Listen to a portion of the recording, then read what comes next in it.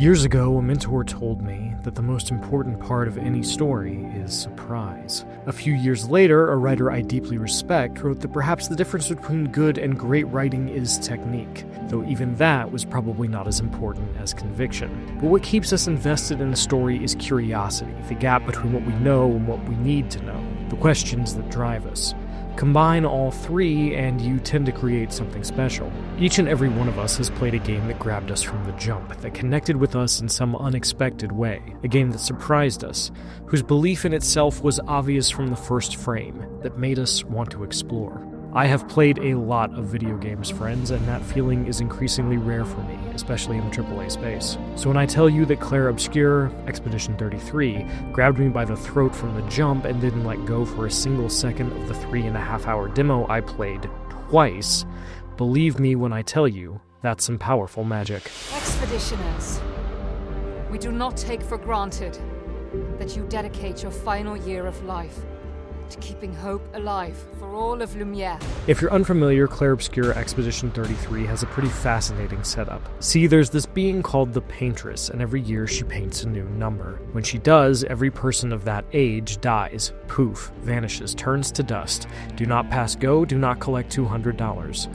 And the thing is, she's counting down.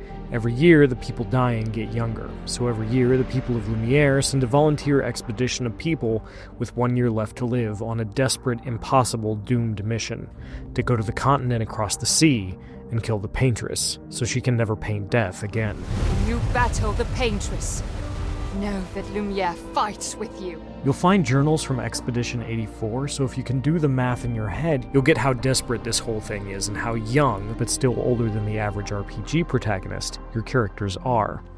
Learn from the ones who came before. And lay the trail for the ones who come after. Things get weirder once your crew lands on the continent. They almost immediately run into an old man who nearly dispatches the whole expedition single-handedly. You play as Gustave, one of the survivors, traumatized and alone, walking through countless corpses from other expeditions and his own. He's about to shoot himself when he's found by Lune, another member of the expedition. You do that, we both die. She's not blind to reality. They're probably both going to die, but expedition members swear an oath. When one falls, we continue. As long as one of them stands, their fight isn't over. Lune and Gustave clearly care about one another, but they don't always get along. When they find an unsigned message indicating another member of Expedition 33, Maëlle, might still be alive, Gustave wants to drop everything and try to save her, and then get out of Dodge. Lune is worried that the whole thing is a trap. Expedition members are always supposed to sign their messages. We have to go. No. Not yet. At one point, later on, Lune asks Gustave if he's a coward because he just wants to get Maëlle and get out. He's not. He's just dealing with watching almost everyone he knows die. And Lune, she's the one that said they should land on that beach in the first place. Neither one of them has it easy. These characters are adults, and they're written like it. Come on, we always said the future of Lumiere is more important than Any individual life, yes. Do you still believe that? They don't always agree. They're dealing with guilt and loss and trauma, and they're not always kind to one another in the heat of the moment. But they care about each other, and at the end of that exchange, once they've calmed down, they share a laugh. F*** the mission. Really? Compelling characters are complex and flawed, and Expedition 33 seems to understand that. Sorry. Even if they weren't, Expedition 33 could probably skate by on the world. My demo was fairly linear. There were branching paths with hidden grapple points, platforming, goodies, and secrets to find, and tough optional bosses to take on, but this isn't an open world game, and it's better for it. Expedition 33 reminds me of Final Fantasy X. These environments may be linear, but they're gorgeous, whether you're standing atop a hill looking at the indigo tree, or both underwater and somehow not. Expedition 33 is a visual feast, and I stopped in every environment I entered to marvel at the beauty and composition on display. There's even a world map you traverse to get from place to place, like the RPGs of old. This will be useful. What really hooked me, however, was the combat. Clair Obscur may be turn-based, but it's not a DVD menu. There's a lot of depth here. Every character has a melee and ranged attack, the latter of which must be aimed manually. Melee attacks build AP, and ranged attacks spend it. You'll also need AP for skills, unique attacks that each character has in their arsenal. And on top of that, each character has a particular attribute. Gustav can use certain skills to build up stacks of overcharge, which he can spend to cash out for a devastating attack. Lune's spells grant elemental stains that can supercharge her other spells for additional effects and damage. And my favorite, Mael, you do rescue her. This isn't a spoiler, she's in Clair Obscur's trailers. Can switch between 3 different stances, offering buffs to attack, AP generation, and defense. Managing your AP, setting up a big combo, and planning ahead matters. Like FF10, the turn order is displayed on the left side of the screen, so you can plan every turn in advance, but strategy is only half the battle. The other half is moment-to-moment execution. You don't just choose an option and wait for a canned animation to play out. When an enemy attacks you, you can dodge, parry, or jump to avoid it. Dodging avoids attacks, while parrying nets you a potentially huge counterattack and awards AP, but has a tighter window.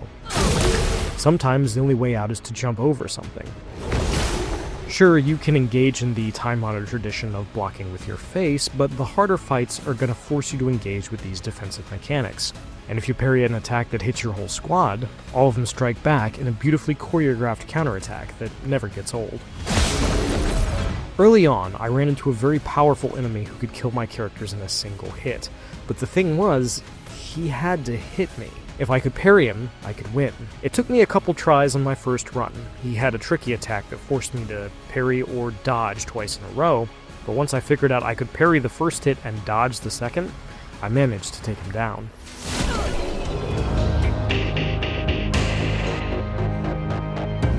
Then there's the back-end stuff called Pictos and Luminas. You can equip up to 3 Pictos to any character, which provides buffs, like shooting this enemy might light them on fire, or attacks do more damage, or killing an enemy grants more AP, as well as stat upgrades.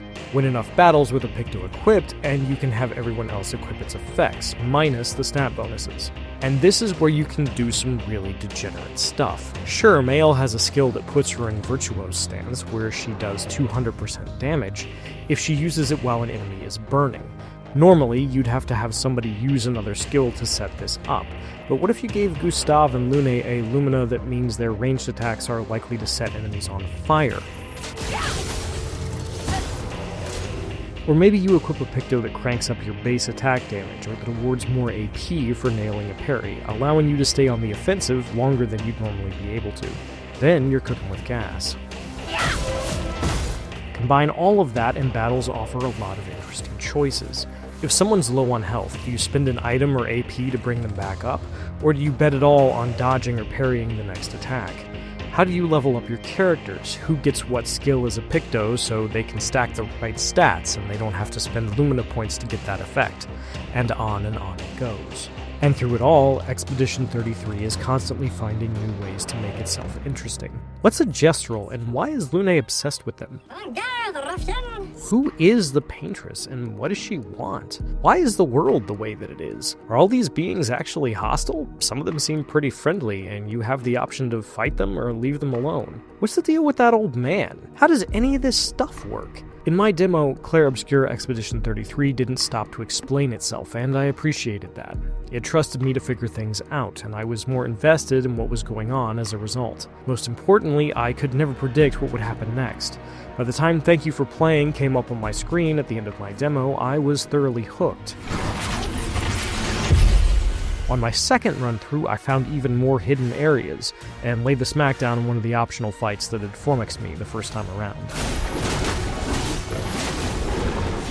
When my time with Clair Obscur Expedition 33 was up, I wasn't ready to stop. I wanted to fight more battles, learn more about the world, and spend more time with these characters. Sandfall Interactive is a new studio, but you'd never know this was their first game from playing it. Surprise, conviction, curiosity. Clair Obscur Expedition 33 nails all 3. It had my interest before I played it. Now it has my undivided attention. If Sandfall can stick the landing, they'll have put together something remarkable. For more, check out our recent previews of Jump Ship and Neighbors: Suburban Warfare. And for everything else in gaming, keep it here at IGN.